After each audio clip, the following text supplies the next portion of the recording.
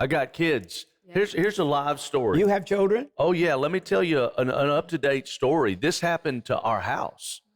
My daughter was 7 years old. Mm-hmm. She's 9 now. She's 9, but we lived in Texas at the time, the Bible Belt. Yeah. We were in the Buckle, the Dallas Metroplex. And my daughter got sent home an assignment from her elementary school that had transgender dancing, drag queen dancing in it. And you know what her assignment was? To write her emotions down when she watched it. I've got a great wife. She watched all the assignments. She looked at them, and she said, Joe, get in here.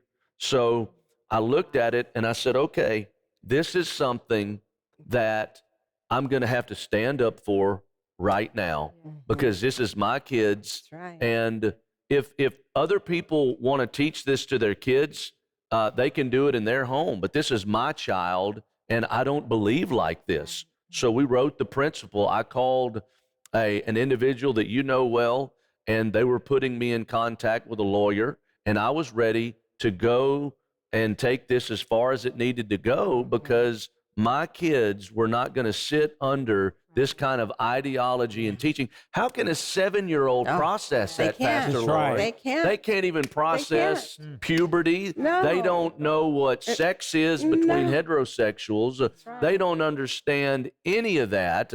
My daughter didn't even know really male anatomy at all. No. You know, I mean, she's 7. And here's what they did. They backed off. They repented. They said, this will never happen again. We're sorry.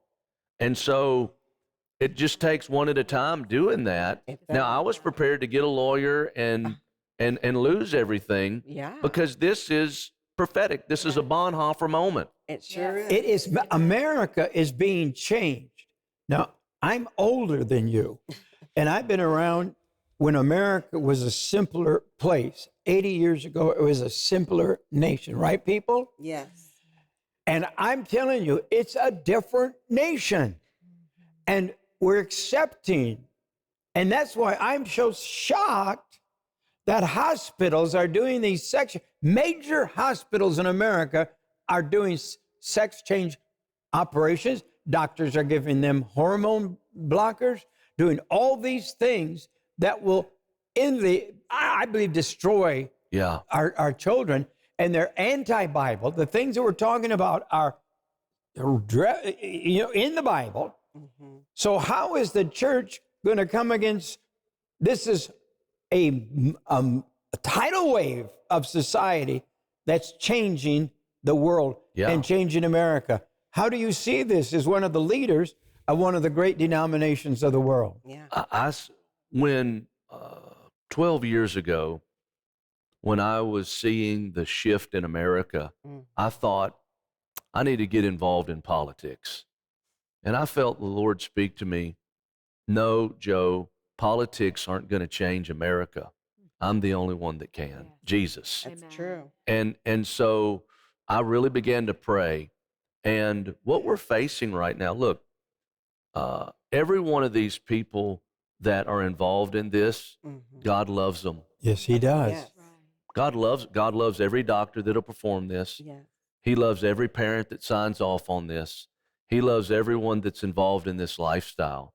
So what we've got to do as believers, I believe we have to come across as very genuine, compassionate, because sometimes when people hear this, I was doing an outreach one time in front of about 20 gay bars, and we were sharing the gospel. For the first 10 years of my life, the Lord called me to that kind of ministry. I would go there just in love. And one day, some people were very angry. And this guy stood up, and it was very telling to me. He stood in front of the antagonizers and formed a circle around us and said, these are all Democrats. None of them are Republicans, is what he said. Because he viewed Republicans, and I'm not being political here, but he believed that as they hate us, they don't love us, and we were showing love. So we've got to come across. Sometimes people, they hear our language and they think it's hateful or mad or mean. There's nothing mad or antagonistic about this. We love, and all of that being said in context, I don't think there's an articulation that we can make right now that'll change America. We're at the place right now where we need a sovereign, God-sent awakening from heaven above to sovereignly come through our prayer. An hour or two of prayer a day is not going to get it. Listen, if you're a Christian and you're concerned about this, what we once did, we can't still continue to do. I've shifted my life around to where as I lead the prayer center, I try to spend about 4 hours a day in prayer and devotion every day, because every move of God that was ever taking place in the Bible or modern day awakening history, William Seymour was praying 7 hours a day before Azusa. The women before the Hebrides revival. Yeah. Steve Hill during the Brownsville revival prayed 7 to 9 hours every day, fasted every day, and didn't eat until after service. If we're going to see this shift, we can't do it through articulation or strategy. We need a sovereign move of God. The church's number one priority. He said, how's this going to change? I say, how's that going to change? How is drug addiction going to change? I don't just put it all in one lump. How is adultery going to change? How's fornication going to change? How's alcoholism going to change? How's greed going to change? How is cheating going to change? Sin is sin, and every sin has heightened in the United States. How's the pornography industry going to change?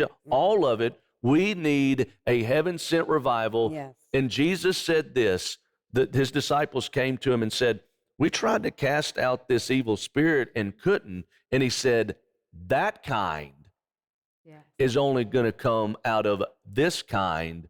And it was a place of consistent prayer. I believe where we're at right now will only be moved by a spirit of prayer that we all have got to come back to. Every believer, more than television, more than pulpit preaching, we have got to be a people of prayer to be empowered to see this shift. We need miracles. Yeah, we do. Yes.